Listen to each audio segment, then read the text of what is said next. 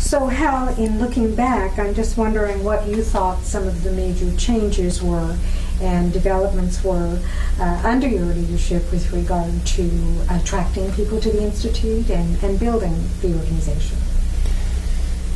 So I think partly I came to the position having been a faculty member before.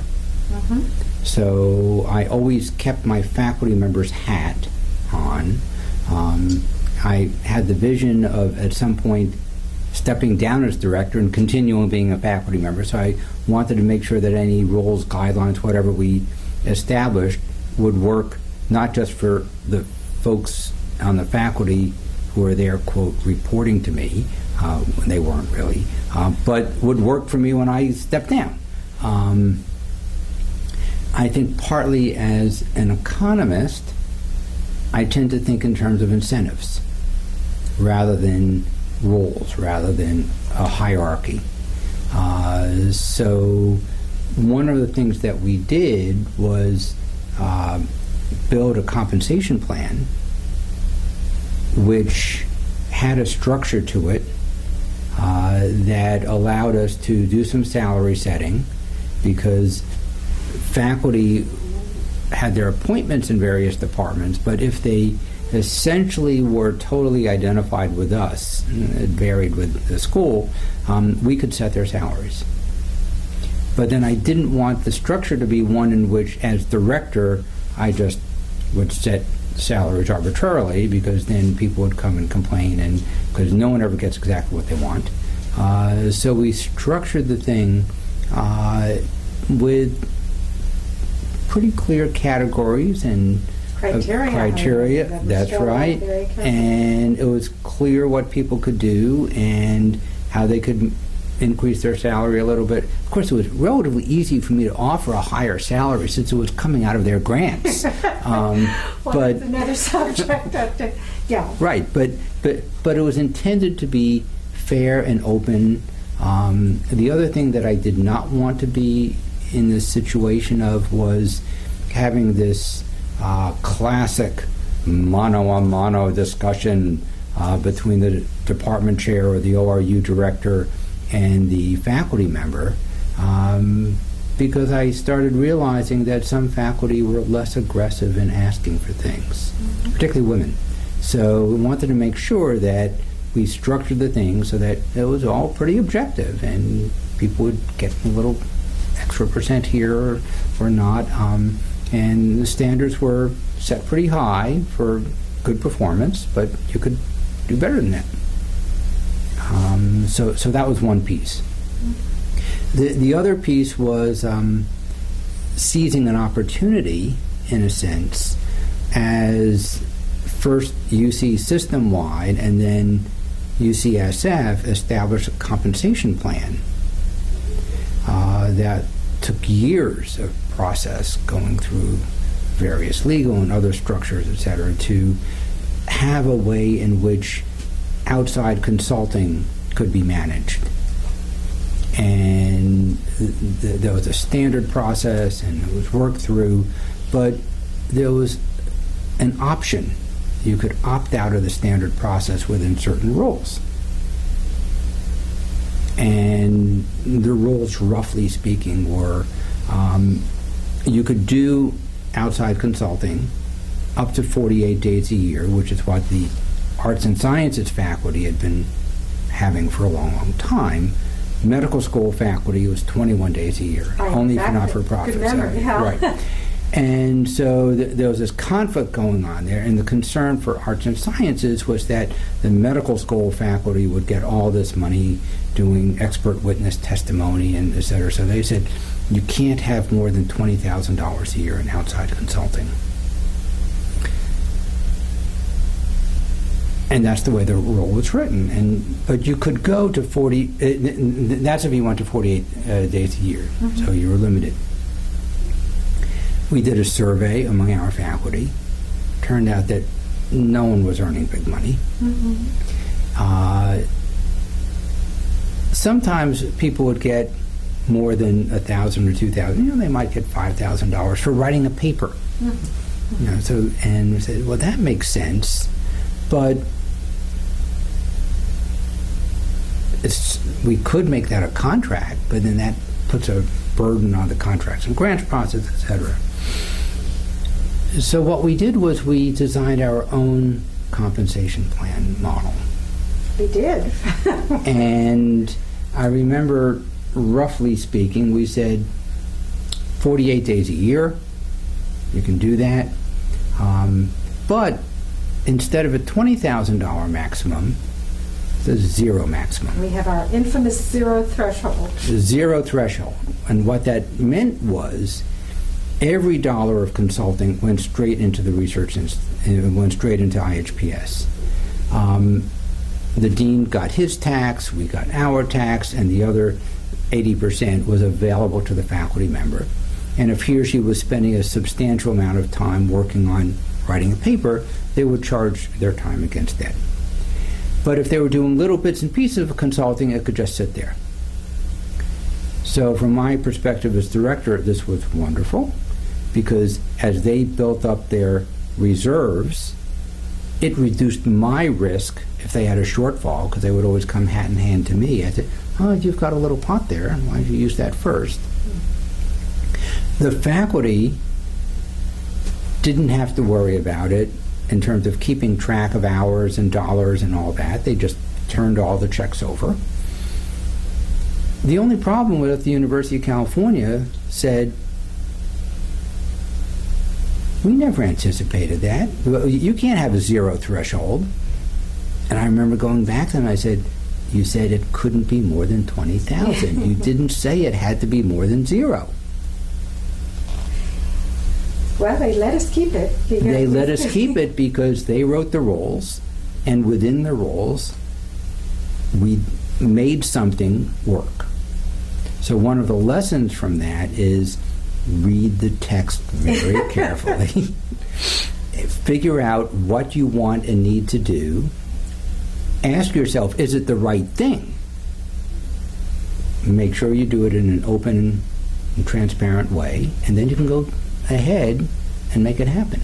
So that was a comp plan that worked very well, I think, for our faculty, simplified their lives, focused their attention on things that stayed within IHPS rather than outside consulting gigs, and actually is something that I've now implemented at PAMF. Oh, that's very interesting.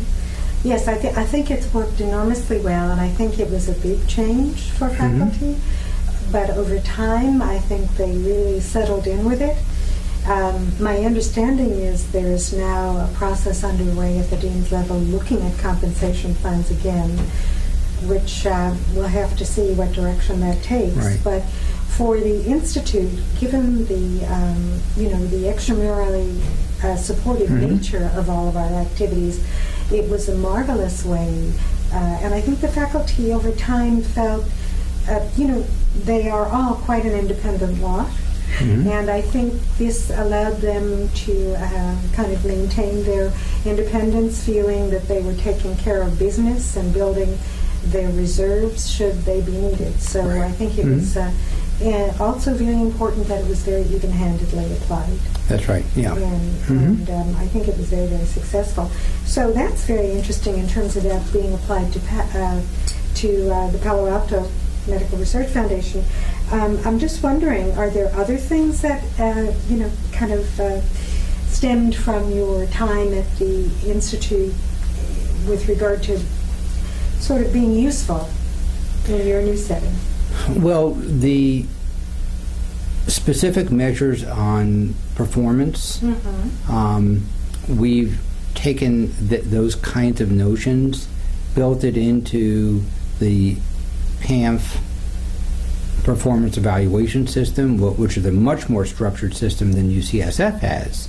But we essentially said, what do we want faculty members within the Research Institute at PAMF to be doing? What are the kinds of things, activities, mentoring, research, developing collegial relationships, etc. What are the things that we can measure? And then also, what are the things that are qualitative, the sort of soft skills that we also want to look at and reward. And so it's a constant effort to improve that year by year, but that works. That's terrific. Are there any other things that come to mind with regard to transference from the UC setting and the Institute in particular? I have no idea about staffing or processes or anything else that seems... Well, unfortunately, I couldn't bring Eunice with me.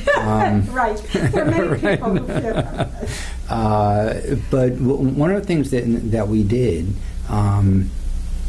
was when I was negotiating the position, I said, we need to support postdocs. Great. And PAMF had postdocs before in individual labs, et cetera, but those were all fellows who were supported on the research projects of individual faculty. And instead I said, no, I want core money from PAMF to come to the Research Institute so we can have our own postdocs. And so we have a few each year. I think that's been really good. We recently put together a postdoc training grant in collaboration with UCSF. The T32, yeah? No, and this is a K-12. Oh, K-12? Okay. So this is around patient-centered outcomes research. And what we focus this grant on is on doing research in settings that are either embedded within a delivery system, like PAMFRE is embedded within PAMF, or in close partnership with. We've done in partnership with Ralph Gonzalez here at UCSF main campus and Margot Kuchel at SFGH. And we have yet to see the notification of grant award, but we're very close to getting that. And the nice part is PAMFRE is the lead, and UCSF and SFGH for the subs. So that'll be 3 fellows, 1 in each site. It's 1 to 2 year cycle, but hopefully there'll be more cycles going on in the future. And the goal there is to train people to do research in those kinds of settings. Was that a new approach at PAMF? I mean, in other words, in the past, had they had such a focus on postdoc training as a source of... Not particularly, and we've established a number of other things in advance of this. So we took the old writing seminar from IHPS, and we made it a research consultation workshop. We meet weekly, and it's a very similar structure. No presentations. We get something written. It could be anything from an outline to a whole paper, and people comment on it. So it has very much the same flavor that we had here at IHPS. So we created that. There's a lot of energy that I'm putting into encouraging collaboration among researchers in different departments within the Research Institute, as well as within the same department and across departments, and building collaborations and building on learning techniques, sharing ideas. Those are all things that we're working on very hard, and it's very much the flavor of what we used to do at IHPS. I'm sure still do. Well, I'm sure that the postdocs who are there especially are benefiting, because I know historically you've spent a lot of time mentoring people, and I know that's been enormously useful to many, many people who I think would hold you guilty of teaching them how to think differently, outside the box, and on the first hand, and on the third hand, and on the fifth hand. And I gather that must still be as nourishing to you as it has been. It's I think it's been great for them. Absolutely. The other thing that I learned very specifically from IHPS and UCSF was to build a career ladder for people. Uh-huh. So when I came to PAMFRE, its model was much more like the Stanford model. There might be some postdocs, there were some research assistants, and then there are faculty and a limited number of slots for faculty. And I said, that isn't the best way to do things. At UCSF, we could add new faculty positions, even if we didn't have a hard money position. We also had the Professional Researcher Series. Correct. Which provides a nice stepping stone from postdoc to professional researcher to faculty member. So we created a Professional Researcher Series. We even call it that. And so we have an assistant research economist, assistant research physicians, et cetera, just like UCSF.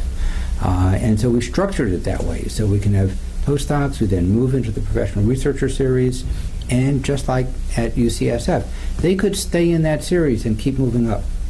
So assistant, associate, senior, professional researcher is perfectly fine. They could also move from that series to a faculty member position. So Suk-Hyun Chung, who is actually a postdoc with us here, came to PAMFRE as a postdoc. We moved her into a professional researcher series when she and a colleague wrote a very nice grant proposal and got funded. And then she applied for and got a K award from AHRQ, I think the only one they funded this past year. And so she's now an assistant investigator. That's terrific. So like the Institute, PAMF will be benefiting from the growth of these individual people. And I suspect, like the Institute, you may retain them for quite a long time. That's part of the goal. Yeah. Because that's the other part. I think that looking back, during your tenure as director, during Phil's tenure, and I hope it looks like it also it will be the case during Claire's, we've had very long-term relationships with these individuals in training who transition then to the next phases of their career. Right. And I mean, obviously, sometimes someone has an opportunity that they can't say no to, but it is, I think, really wonderful when you can work closely and develop depth and breadth and a history together. Right. So it's really nice to hear that the Institute model is working well. Down in the Palo Alto area. That's very encouraging. Can I interject a question? I think there's one thing that we want to get out of this is, what do you think is the most significant research that came out of IHPS while you were a director? Whoa, that's a hard question. Anything that just is significant? Can I say something? Yeah. I was actually sitting here thinking about when you mentioned the award that Christine got. The task order mechanism that happened was really, that was the HRQ task order mechanism. That wasn't, it was a mechanism. It wasn't one piece of research, but it was an umbrella, if you will. And I don't know what you think about that, because I think, I don't know, unless you feel there's...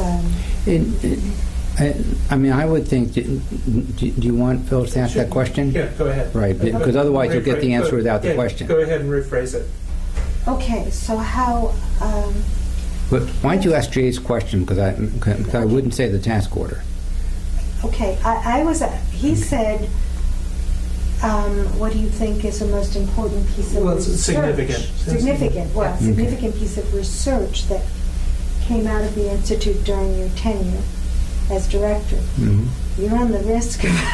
Well, that's a loaded question, unless you feel comfortable answering it. I'll come close to it. So I won't say any particular piece of research. Okay, that's what I'm wondering.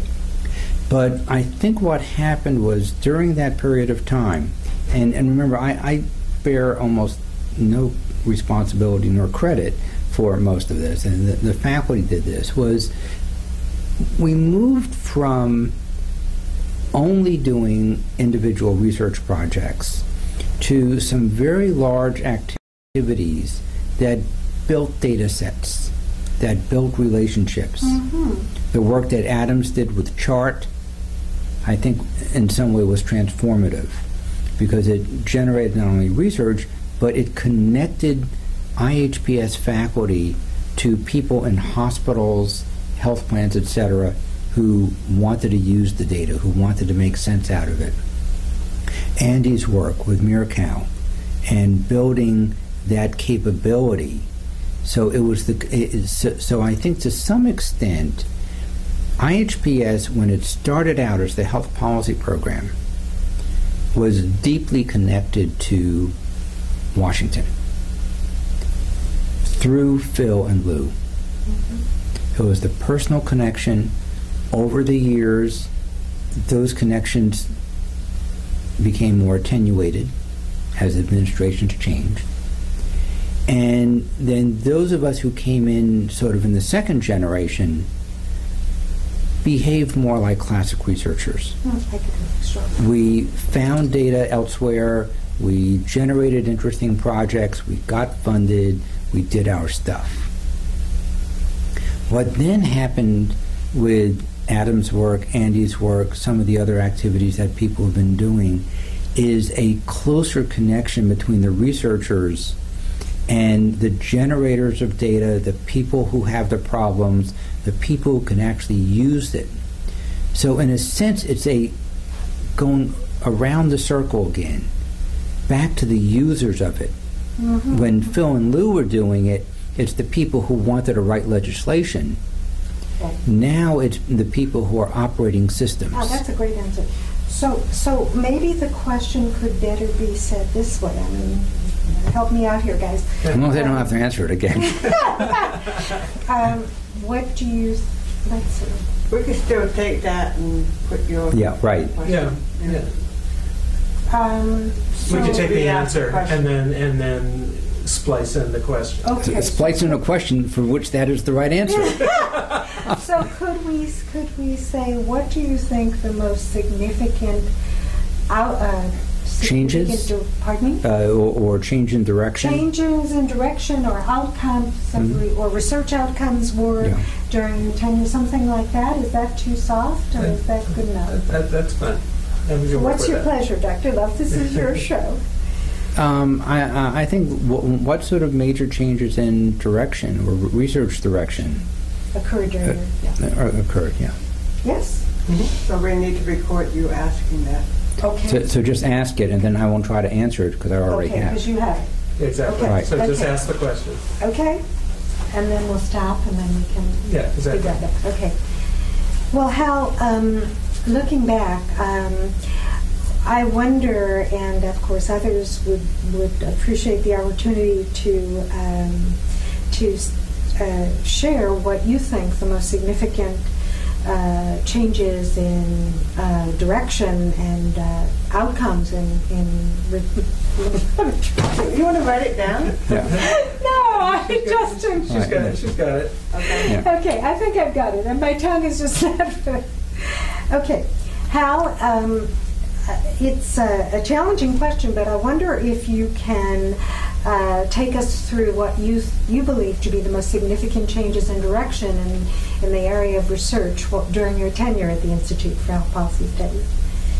Okay. So, Excellent. I was going to say, in classic legal parlance, asked and answered. All right. Okay. Well, that's good. That Right. was a Yeah. good response, and we can Okay. definitely use Right. Okay, is that good Okay. enough? Great. Okay, so now, shall we? Yes. Shall we dance? Dun, dun, dun. Okay. Having this bad. Okay. Hal, I know that there were many lively days and weeks at the Institute under your tenure, but I wonder whether you can recall what some of your favorite or even not so favorite, warm or funny or quirky or bizarre, or even outrageous memories of the Institute are either in your role as director or as a faculty member? White elephant.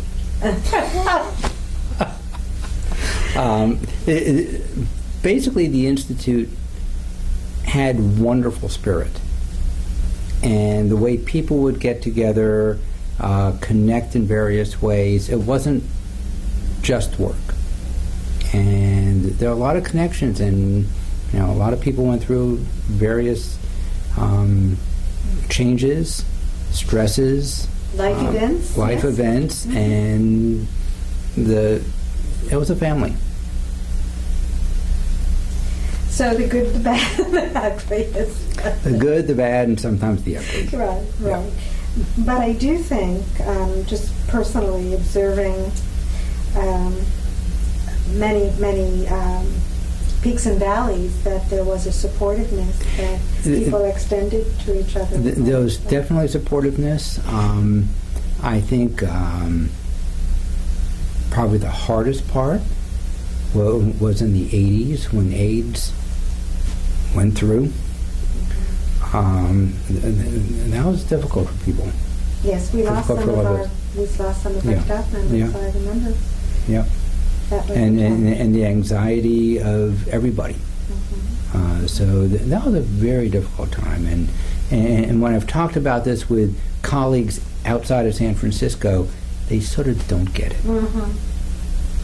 Yes, I think that's probably very true. And I think that was very true also for the clinical side of life at UCSF. There are many faculty who are still here who weathered that entire transition. All right. Okay, one more? Sure. Okay. So I have one last question, and let me just tell you what it is before we start. And that is what your vision for the future of the Institute is, or how do you picture the Institute from 5 to 10 years from now? So,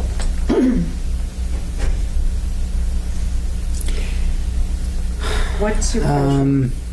That's a tough one. Well, my vision, it's hard for me to really answer that. I should let you know something before. I just want you to be totally candid. I think Philly and Lou Butler kind of begged off of that one. They never responded either, and they said, "We think that the faculty and the people at the Institute should figure that out." I thought it was really cute. But I would defer to their wisdom. A couple of things occur to me as I think about that, and maybe I'll. Should I ask the question? Yeah, go ahead. Okay. Sure. Okay.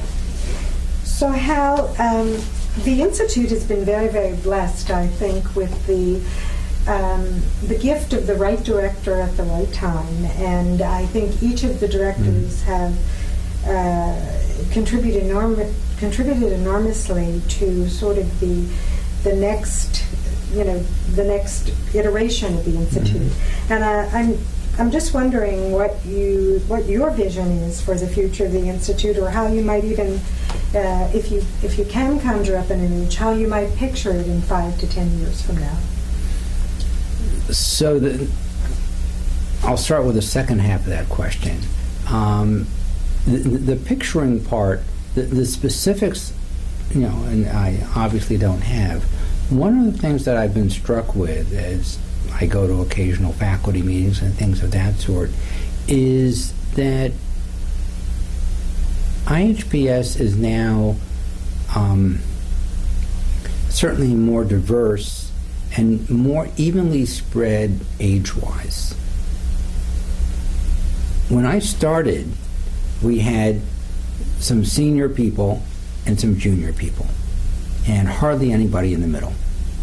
And the senior people, Phil and Lou and Al Johnson and a number of other people, were, from the policy realm, and then there were the researchers who came on board and did their thing. Now, as I look across the faculty, there are senior people, associate professors, junior people, people I've never met before, but there's a constant regeneration. So it's a little bit more like a forest with a good mix of mature, middle, and young trees. So that's sort of one aspect of how I think IHPS will look. If I were to think about a vision, and I'll have to admit that this is partly coming out of the vision that I have for PAMFRE, it's researchers who are focusing less on what's an interesting question to those who are saying, what's a useful question to answer? How can I do some research that will actually inform people's decisions? These could be policymakers in Washington. They could be the director of the medical center at UCSF. How do I engage with them? How do I understand their problems? How do I respectfully get their data and understand what's going on? Generate publishable research findings, but also help make what they're doing better. And so I think that is something where, as I look at the new faculty, many of whom are in clinical departments, where they do have those connections to the people who are actually making the frontline decisions, either at the bedside or in running a unit or in helping the medical center administration make changes, that's where I think IHPS is going to be located. And I think that's an area, a space, in a sense, where there's enormous opportunity for growth and development and for the organization to continue to be vigorous. I like that. Very nice. Okay. Okay. Independent of what happens with the legislation. That's my point. I know. It's designed around the things that are much more fundamental than who's in charge in Washington. And sort of, in a sense, off camera, the Phil and Lou model was much more dependent on the connections to who was in... Political.